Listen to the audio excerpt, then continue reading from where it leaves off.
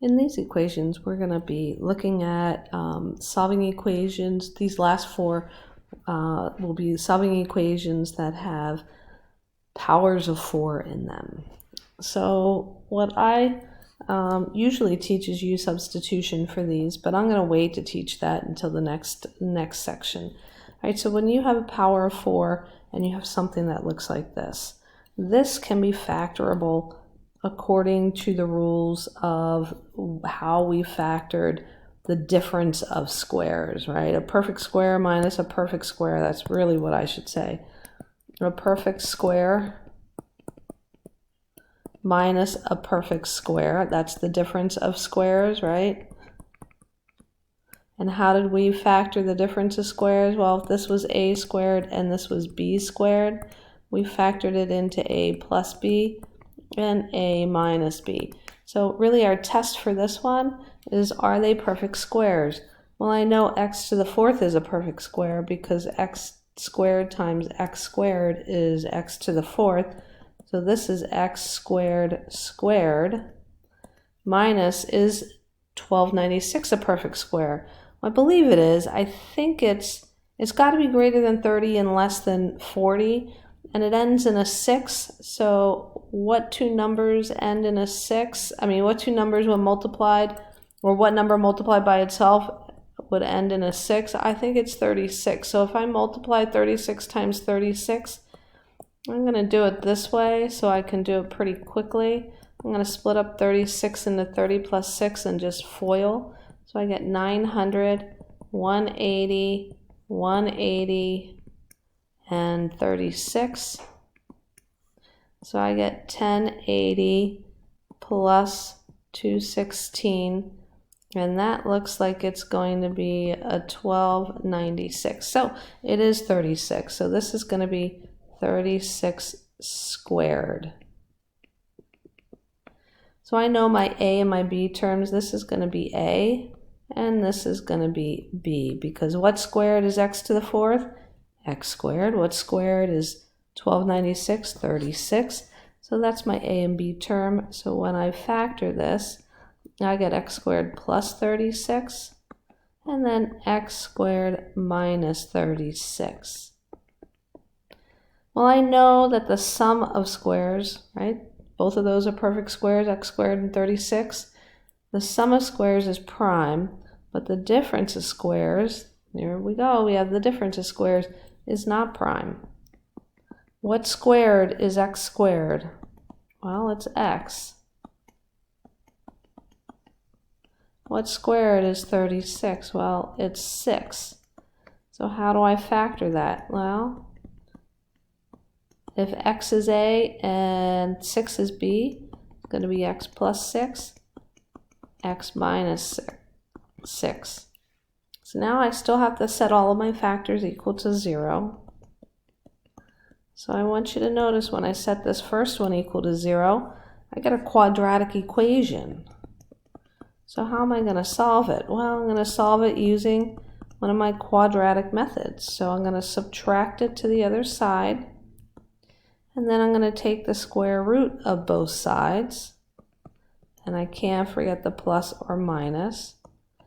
So I know I'm going to get x equals plus or minus 36 is 6 times 6, and then the square root of -1 is I. For this one, I'm just going to subtract 6 from both sides. So I get x equals -6. This one, I'm going to add 6 to both sides. So I get x equals 6. So I have 4 solutions: positive 6i, negative 6i, negative 6, and positive 6. And this tells me how many solutions I should get. So we should always check to make sure we have the right number of solutions. Okay, let's move on to the next one that has a power of 4. So here I notice that it's a trinomial, and I notice that this is half of this exponent. So when I factor, I'm just going to put x squareds in instead of x's. Usually we have, something that looks like this. We put x to the 1st in our factors, but here we're going to put x squared in our factors. So I'm going to look for factors of negative 24. I'm going to hope and pray that we have that add to 2, right? So I think I see factors, because if it wasn't, it would be much harder to solve. So well, remember, when I create my factors, I'm going to put in x squared because that's what the middle term is, an x squared. I'm going to put a plus 6 and a minus 4 in. I look at this, and this is the difference of squares. It's not prime. So what squared is x squared? Well, it's x. What squared is 4? Well, it's 2, so that's my a and b. So it's going to be x plus 2 and x minus 2. I'm going to set my factors equal to 0 and solve.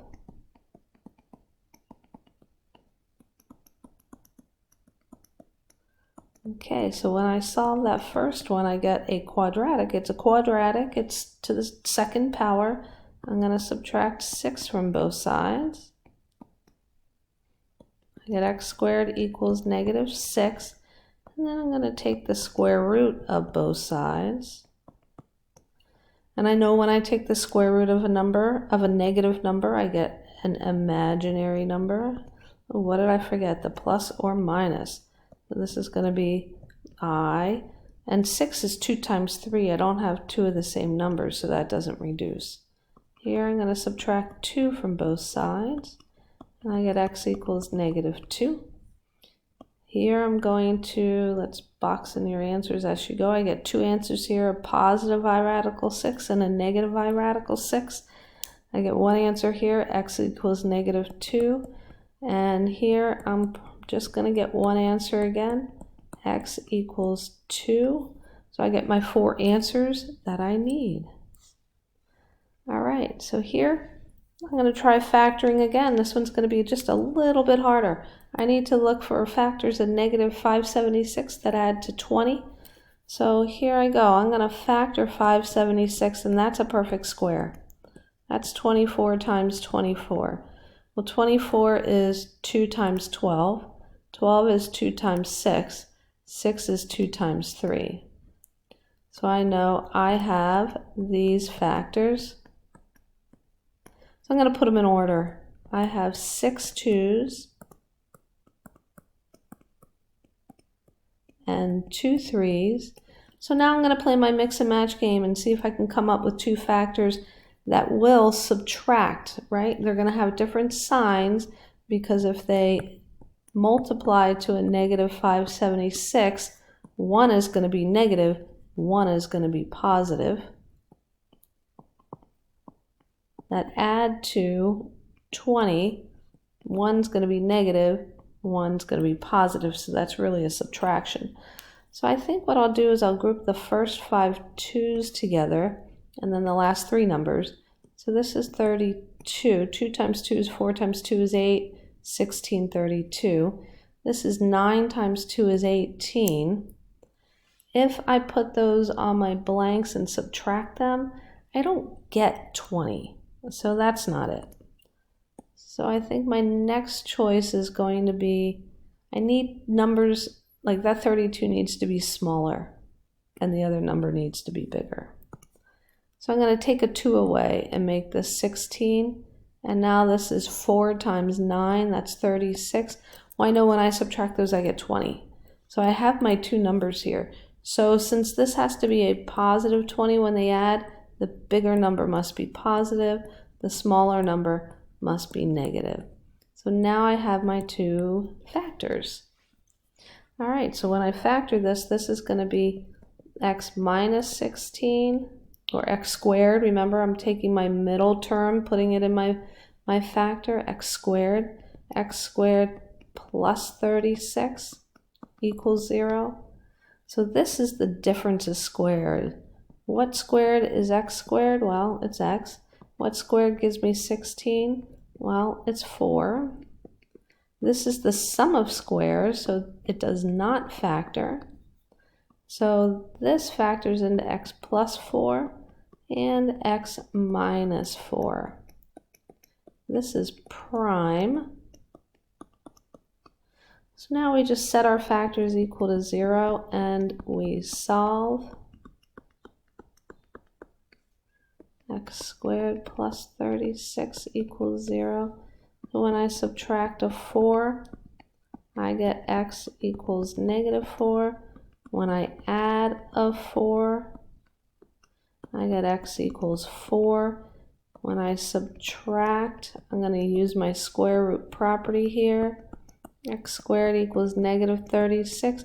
And I feel like we just did this one in another problem. Don't forget your plus or minus. We get x equals plus or minus. Remember, the square root of a negative number is going to be an I, but then 36 is 6 times 6, so I have to write this different. It's going to be 6i. Here's my 4 answers. All right, we have one more problem. Okay, this one actually doesn't look so bad because I'm looking for factors of positive 4, factors, not add-ends, factors of positive 4 that add to a negative 5. So I think this is just negative 4 and negative 1. That looks good. So now remember my middle term is x squared, so I'm going to see x squared in my factors.